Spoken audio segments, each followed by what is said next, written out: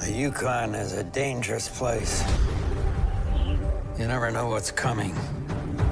Fala, Disnéfilos! Eu sou o Rafael Nunes e hoje é dia de continuar a nossa maratona aqui de filmes de 2020 aí da Disney, que a Disney lançou para os nossos especiais de fim de ano. E hoje é dia de um filme da 20th Century Studios, que na verdade é o primeiro filme com o símbolo, com a marca 20th Century Studios. Então, sem mais delongas, roda a vinheta!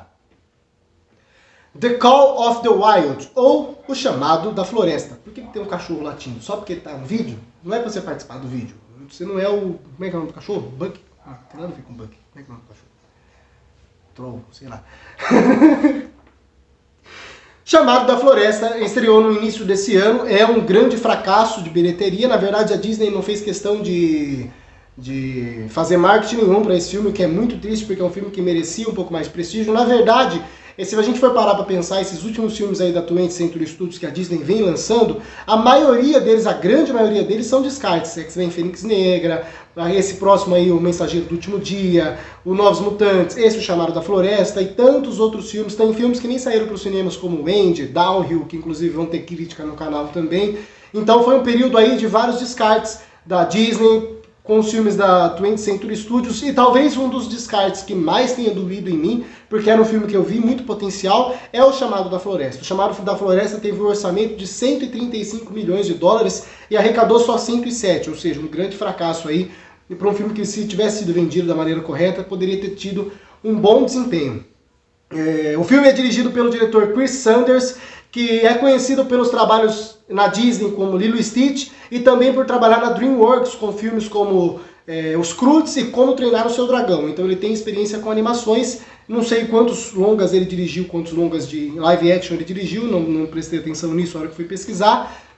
Mas a direção dele é um pouco precária, né? Na verdade não tem muito como falar da direção, porque esse filme nitidamente é um filme picotado. Dá pra perceber a hora que você assiste o filme tem 1h30 e alguns minutos, se eu não me engano 1h32, eu não lembro agora certo, mas ele tem 1h30 de filme basicamente, mas dá pra perceber que ele tinha material para ser 2 horas ou um pouco mais de 2 horas de filme, e poderia ter tido essas 2 horas de filme sem problema nenhum. Porque o filme ele tá nitidamente picotado, você percebe que as coisas não foram muito bem desenvolvidas, então pra mim é muito complicado falar de direção e falar de roteiro principalmente, porque a gente percebe que o roteiro talvez poderia ser um pouco melhor se o filme não tivesse sido tão cortado assim como nitidamente ele foi. Mas a gente tem que analisar a obra que foi transmitida, que passou nos cinemas, que está no Telecine lá, que é essa obra que eles destruíram tecnicamente aí falando. Realmente o filme está completamente picotado. Eu não li o livro, esse filme é baseado em um livro, eu não li o livro, mas eu tenho um amigo que leu o livro, e ele me contou que a maioria das coisas está lá, mas tem muita coisa que está muito pouco, faltando muita coisa. Então você percebe que alguns detalhes, algumas relações deveriam ter sido mais bem desenvolvidas, um pouco mais bem aprofundadas, ter um pouquinho mais de tempo de tela, e isso é um pouco chato demais. Então a gente percebe que o filme é bastante apressado, principalmente no final. Então, por exemplo, o filme é emocionante, a história é linda, com certeza eu chorei, mas poderia ter sido muito mais, sabe? É aquele filme que você olha e fala, caramba, olha o potencial que essa história tinha, olha o potencial que esse filme tinha, e isso é jogado fora dessa maneira, entendeu? Então é realmente bastante decepcionante até. A história ela é bem complexa, na verdade, o que eu acho um pouco desnecessário, poderia ser um pouco mais simples, porque o filme tem vários arcos, né? Então eu tenho a história do cachorro lá, eu esqueci o nome do cachorro, caramba, o que é o nome do cachorro? Mas enfim, tem a história do cachorro lá na casa os primeiros donos dele, aí a hora que ele é sequestrado, depois ele tem um desenvolvimento com o primeiro mestre que vai agredir ele, depois tem um segundo mestre, depois tem um terceiro mestre, depois tem um quarto mestre, e assim por diante. Então, esse monte de mestres, essa evolução que é bonita e é necessária para a história do cachorro, ela fica, como é que eu posso dizer?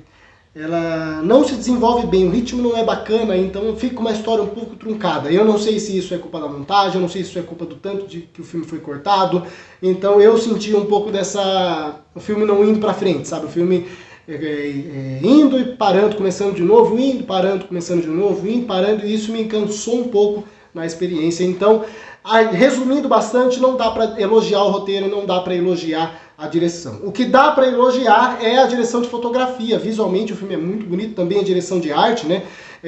Criaram assim ambientes muito bonitos, tem planos gerais muito lindos, os lugares são muito detalhados, todas as locações são muito detalhadas, então visualmente o filme é bonito quando não tem CGI. E aí é complicado porque o cachorro é criado por computação gráfica.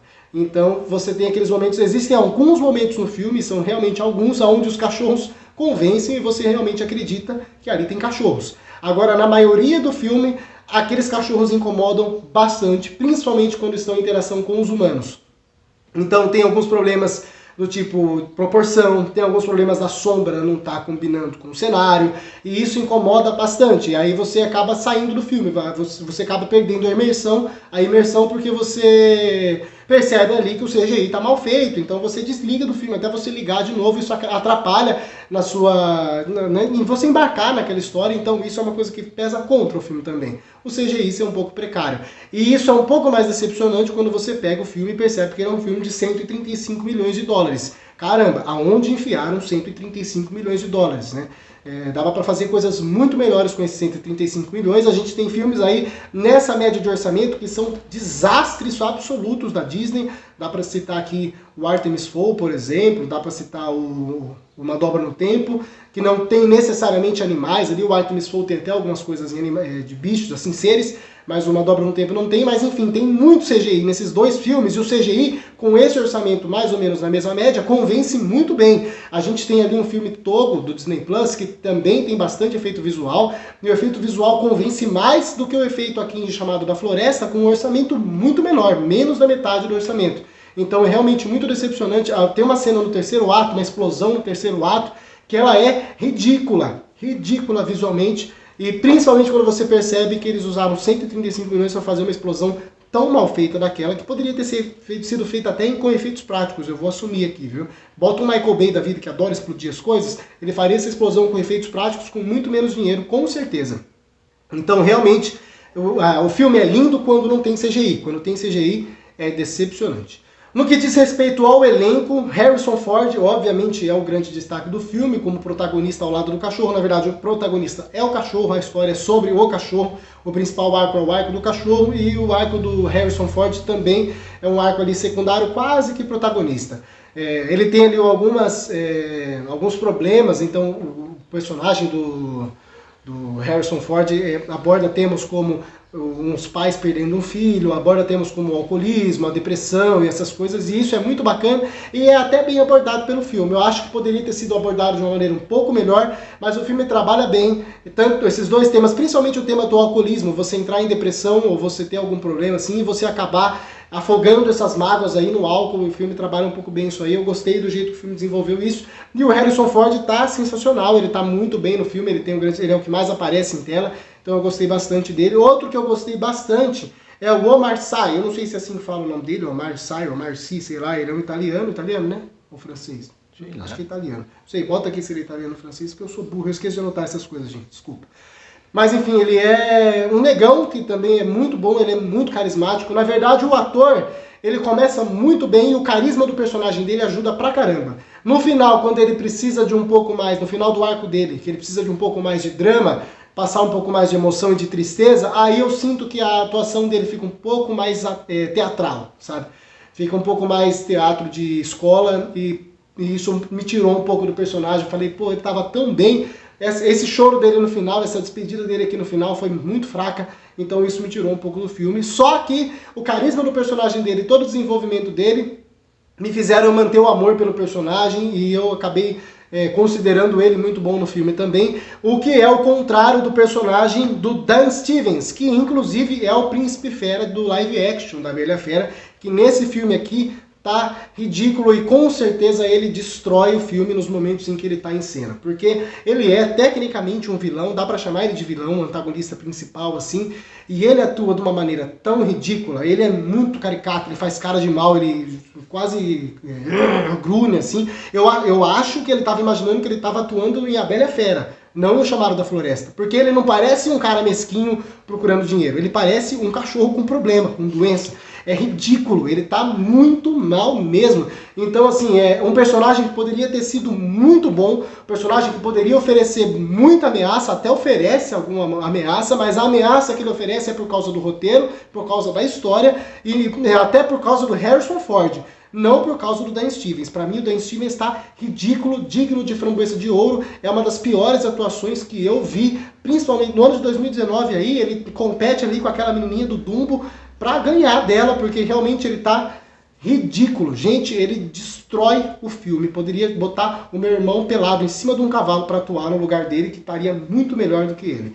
Mas enfim, O Chamado da Floresta, ele é um filme que tinha potencial para ser muita coisa e entregou o mínimo do mínimo. Na verdade, acho que até faltou um pouco para entregar o mínimo. Porém, eu gostei bastante do filme, eu gosto muito da história, eu já assisti 2 vezes, pretendo assistir mais algumas, talvez aí, no dia que eu tiver perdido. E eu recomendo que vocês assistam também, se vocês tiverem gostos por esse tipo de filme de cachorro.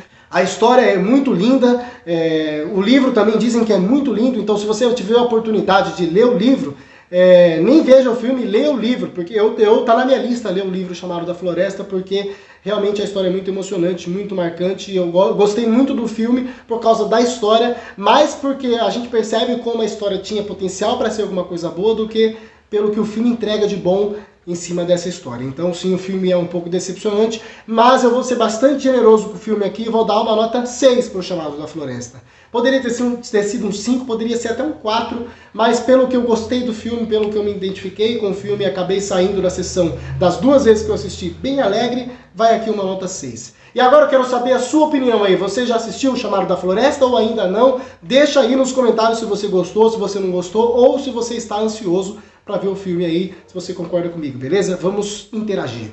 E se você gosta do conteúdo que eu faço aqui nesse canal, se você gostou desse vídeo, deixa o like que me ajuda pra caramba e se inscreve nesse canal e ativa o sininho para receber as notificações das próximas críticas e dos próximos vídeos. Também não se esquece de me seguir nas outras redes sociais. Eu estou no Facebook, no Instagram, no Twitter e no TikTok com bastante conteúdo diferente para vocês lá também, beleza? Muito obrigado a quem assistiu esse vídeo até o final. Até a próxima e falou!